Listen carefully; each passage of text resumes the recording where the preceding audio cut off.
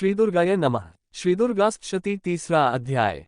सेनापतियों सहित महिषासुर का वध। ध्यान। जगदम्बा के श्रीअंगों की कांति उदयकाल के सहस्त्रों सूर्यों के समान है। वे लाल रंग की रेशमी साड़ी पहने हुए हैं। उनके गले में मुंडमाला शोभा पा रही है।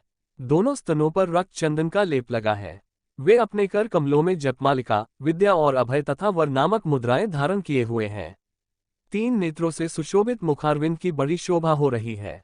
उनके मस्तक पर चंद्रमा के साथ ही रत्नमय मुकुट बंधा है तथा वे कमल के आसन पर विराजमान है। ऐसी देवी को मैं भक्तिपूर्वक प्रणाम करती हूँ।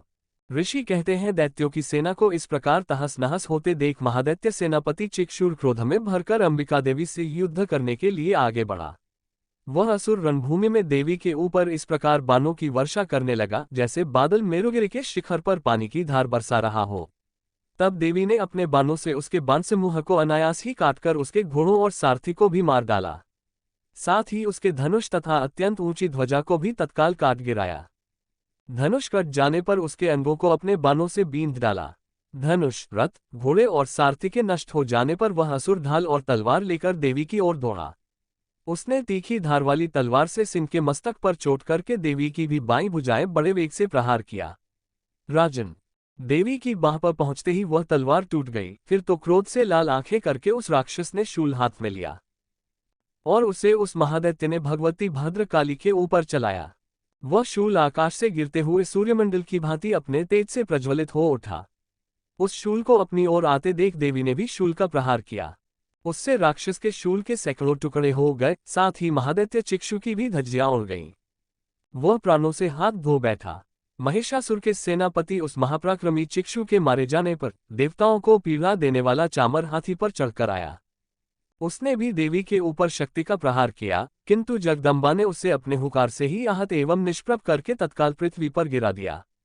शक्ति टूटकर गिरी हुई देख चामर को बड़ा क्रोध हुआ।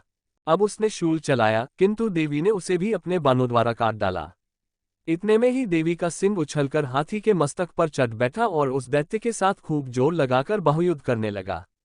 वे दोनों लड़ते लड़ते हाथी से पृथ्वी पर आ गए और अत्यंत क्रोध में भरकर एक दूसरे पर बड़े भयंकर प्रहार करते हुए लड़ने लगे। तदनंतर सिंह बड़े वेग से आकाश की ओर उछला और उधर से गिरते समय उसने पंजों की मार से चामर का सिर धड़ से अलग कर दिया। इसी प्रकार उदग्र भी शिला और वृक्ष आदि की मार खाकर रणभूमि में देवी के हाथ से मारा गया तथा कराल भी दांतों, मुक्कों और थप्पड़ों की चोट से धराशायी हो गया। क्रोध में भरी हुई देवी ने गदा की चोट से उद्धत का कचूमर निकाल डाला। भिंडपाल से वाशकल को तथा बाणों से ताम्र और अंधक को मौत के घाट उतार दिया। 3 नेत्रों वाली परमेश्वरी ने त्रिशूल से उग्रास्य, उग्रवीर्य तथा महानु नामक दैत्य को मार डाला। तलवार की चोट से विडाल के मस्तक को धड़ से काट गिराया। दुर्धर और दुर्मुख इन दोनों को भी अपने बाणों से यमलोक भेज दिया। इस प्रकार अपनी सेना का संहार होता देख महिषासुर ने भैंसे का रूप धारण करके देवी के गणों को त्रास देना आरंभ किया। किन्हीं को थूथुन से मारकर, किन्हीं के ऊपर खुरों का प्रहार करके, किन्हीं को पूंछ से चोट पहुंचाकर, कुछ को सींगों से विदीर्ण करके, कुछ गणों को वेग से, किन्हीं को सिंहनाद से, कुछ को चक्कर देकर और कितनों को निश्वास वायु के झोंके से धराशायी कर दिया।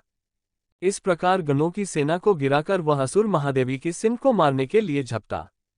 इससे जगदम्बा को बड़ा क्रोध हुआ। उधर महापराक्रमी महिषासुर भी क्रोध में भरकर धरती को खुरों से खोदने लगा तथा अपने सींगों से ऊंचे ऊंचे पर्वतों को उठाकर फेंकने और गर्जने लगा। उसके वेग से चक्कर देने के कारण पृथ्वी क्षुब्ध होकर फटने लगी। उसकी पूंछ से टकराकर समुद्र सब ओर से धरती को डुबोने लगा। हिलते हुए सींगों के आघात से विदीर्ण होकर बादलों के टुकड़े टुकड़े हो गए।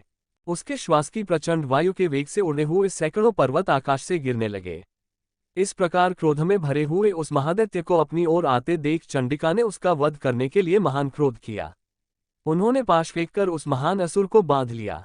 उस महासंग्राम में बंध जाने पर उसने भैंसे का रूप त्याग दिया और तत्काल सिंह के रूप में वह प्रकट हो गया।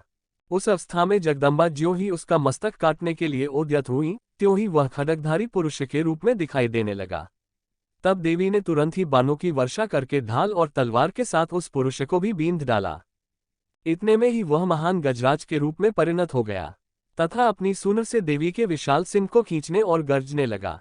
खींचते समय देवी ने तलवार से उसकी सूंड काट डाली। तब उस महादैत्य ने पुनः भैंसे का शरीर धारण कर लिया और पहले की ही भांति चराचर प्राणियों से तीनों लोकों को व्याकुल करने लगा। तब क्रोध में भरी हुई जगन्माता चंडिका बारंबार उत्तम मधु का पान करने और लाल आंखें करके हंसने लगी। उधर वह बल और पराक्रम के मद से उन्मत्त हुआ राक्षस गरजने लगा और अपने सींगों से चंडी के ऊपर पर्वतों को फेंकने लगा।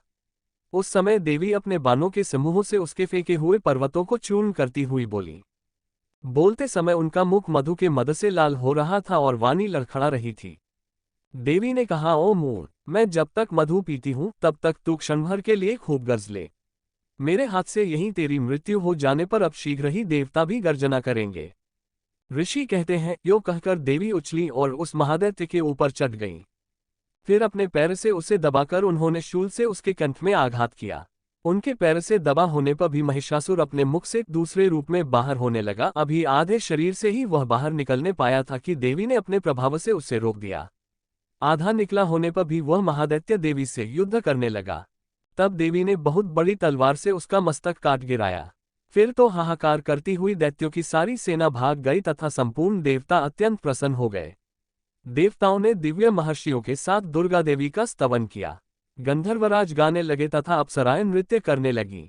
इस प्रकार श्रीमार्कंडेय पुराण में सावर्णिक मनवंतर की कथा के अंतर्गत देवी महात्म्य में महिषासुरवध नामक तीसरा अध्याय पूरा हुआ।